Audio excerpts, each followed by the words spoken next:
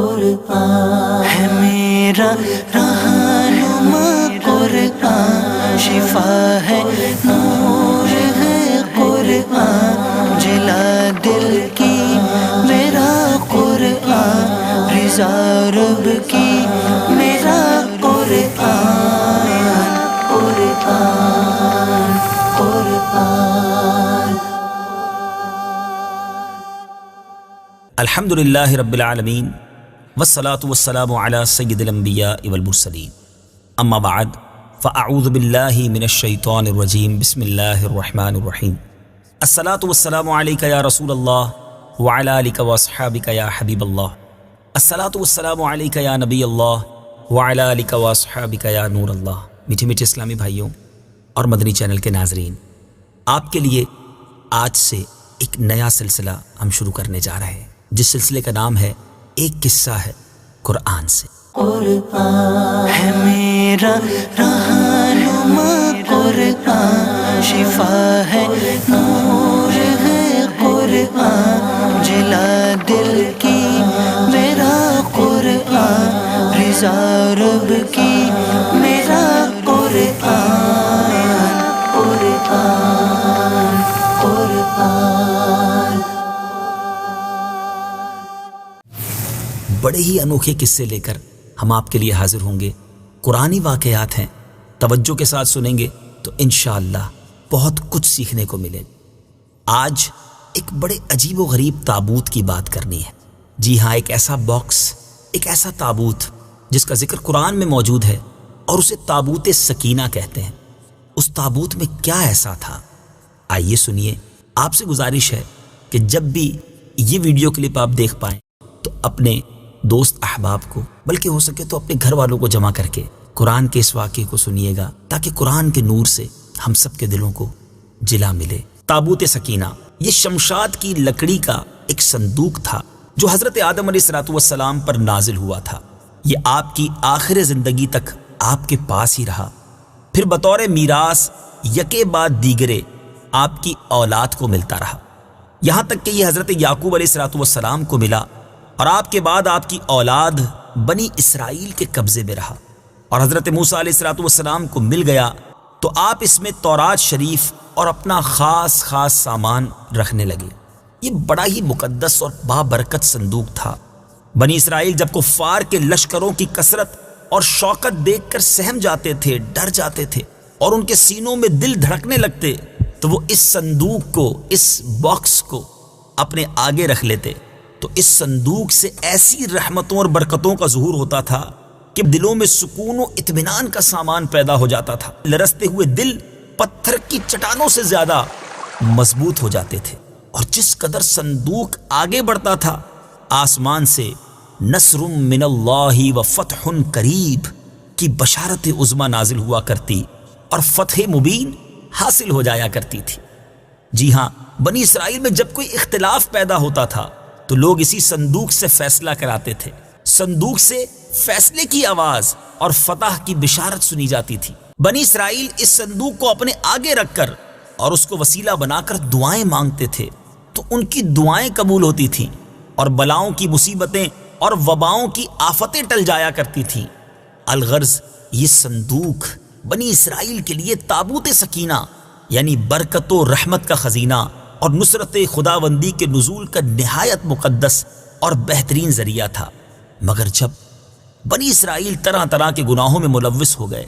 اور ان لوگوں میں عصیاں کی یعنی گناہوں کی سرکشی کا دورہ ہو گیا، تو ان کی بدعمالیوں کی نحوست کی وجہ سے اللہ عز و جل کی طرف سے یہ غضب نازل ہوا کہ قوم عمالقہ کے کفار نے ایک لشکر جرار کے ساتھ ان لوگوں پر حملہ کر دیا۔ ان غیر مسلموں نے بنی اسرائیل کا قتل عام کر کے ان کی بستیوں کو تاخت و تاراج کر ڈالا، عمارتوں کو توڑ پھوڑ کر تہس نہس کر ڈالا، اور اس متبرک صندوق کو بھی اٹھا کر لے گئے۔ اس مقدس تبرک کو نجاستوں کے کوڑے خانے میں پھینک دیا۔ لیکن اس بے ادبی کا قوم عمالقہ پر یہ وبال پڑا کہ یہ لوگ طرح طرح کی بلاؤں اور بیماریوں کے ہجوم میں جھنجھوڑ دیے گئے۔ چنانچہ قوم عمالقہ کے 5 شہر بالکل برباد اور ویران ہو گئے، یہاں تک کہ ان بے ایمانوں کو یہ یقین ہو گیا کہ یہ صندوق رحمت کی بے ادبی کا عذاب ہم پر پڑ گیا ہے، تو ان کافروں کی آنکھیں کھل گئیں۔ چنانچہ ان لوگوں نے اس مقدس صندوق کو ایک بیل گاڑی پر لاد کر بنی اسرائیل کی بستیوں کی طرف روانہ کر دیا۔ پھر اللہ تعالیٰ نے 4 فرشتوں کو مقرر فرما دیا جو اس مبارک صندوق کو بنی اسرائیل کے نبی حضرت شمویل علیہ السلام کی خدمت میں لائے۔ اس طرح پھر بنی اسرائیل کی کھوئی ہوئی نعمت دوبارہ ان کو مل گئی، اور یہ صندوق ٹھیک اس وقت حضرت شمویل کے پاس پہنچا جبکہ حضرت شمویل علیہ السلام نے طالوت کو بادشاہ بنایا تھا، اور بنی اسرائیل طالوت کی بادشاہی تسلیم کرنے پر تیار نہیں تھے، اور یہی شرط ٹھہری تھی کہ مقدس صندوق آ جائے تو ہم طالوت کی بادشاہی تسلیم کر لیں گے۔ چنانچہ صندوق آ گیا اور بنی اسرائیل طالوت کی بادشاہی پر رضامند ہو گئے۔ اب آپ غور کر رہے ہوں گے کہ اس تابوت سکینہ میں تھا کیا؟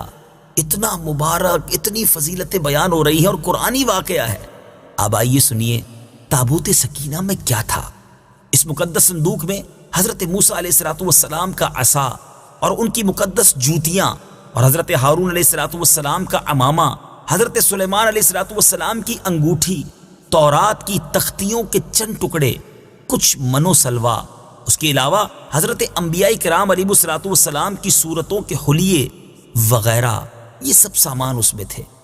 میٹھے میٹھے اسلامی بھائیوں، آپ جاننا چاہیں گے کہ قرآن مجید فرقان حمید میں اس صندوق کا، اس تابوت سکینہ کا تذکرہ کہاں اور کیسے موجود ہے؟ چنانچہ پارہ 2 سورہ بقرہ آیت نمبر 248 میں ارشاد ہوتا ہے، وقال لهم نبيهم إن آية ملكه أن يأتيكم التابوت فيه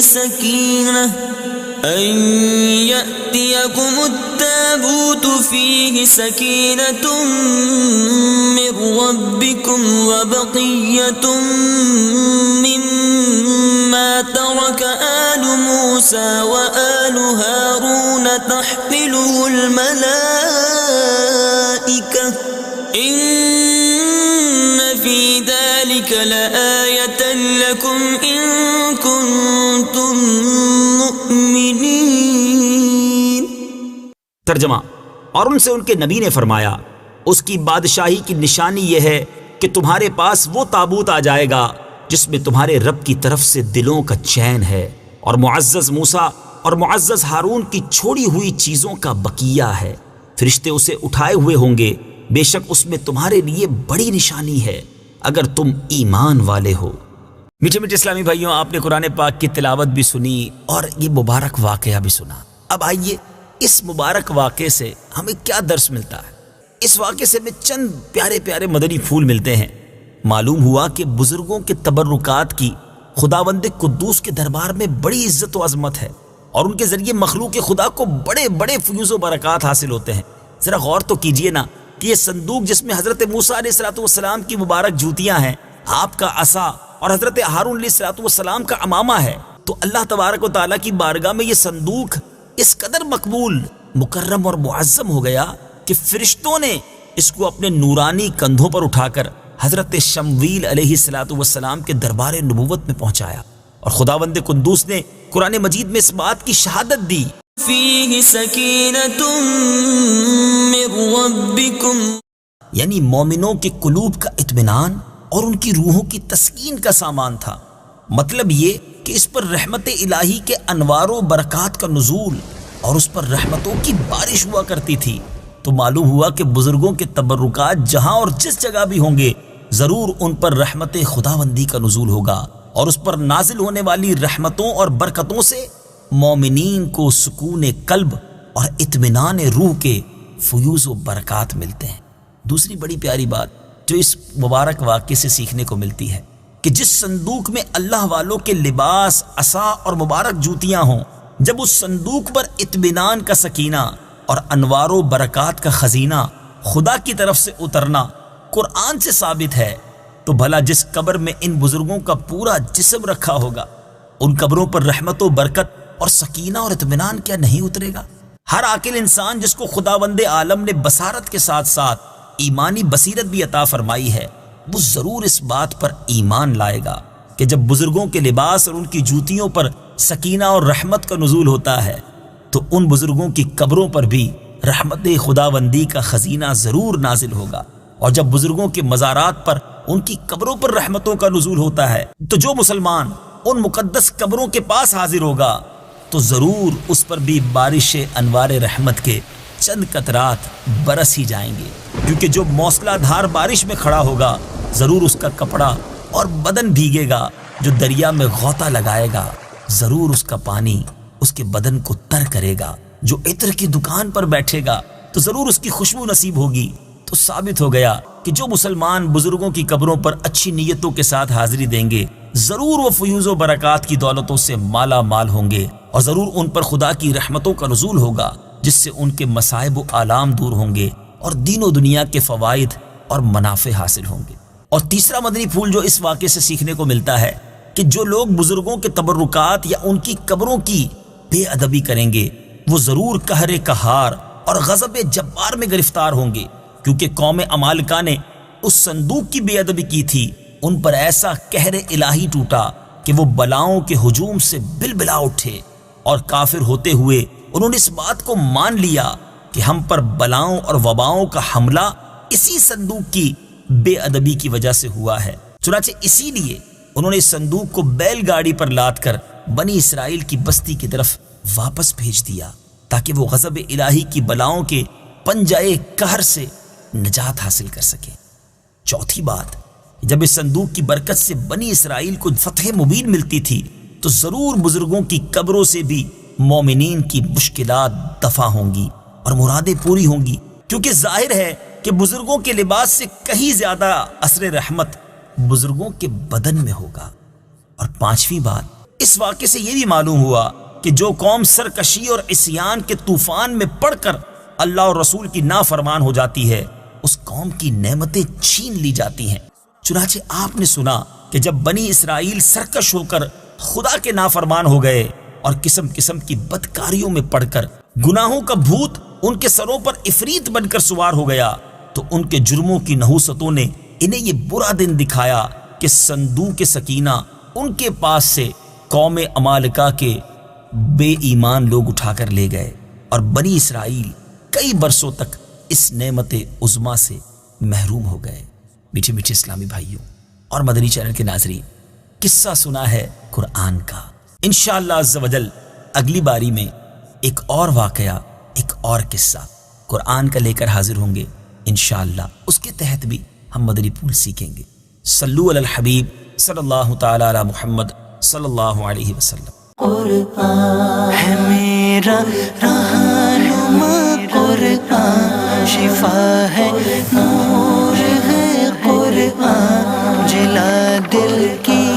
میرا قرآن، رضا رب کی میرا قرآن،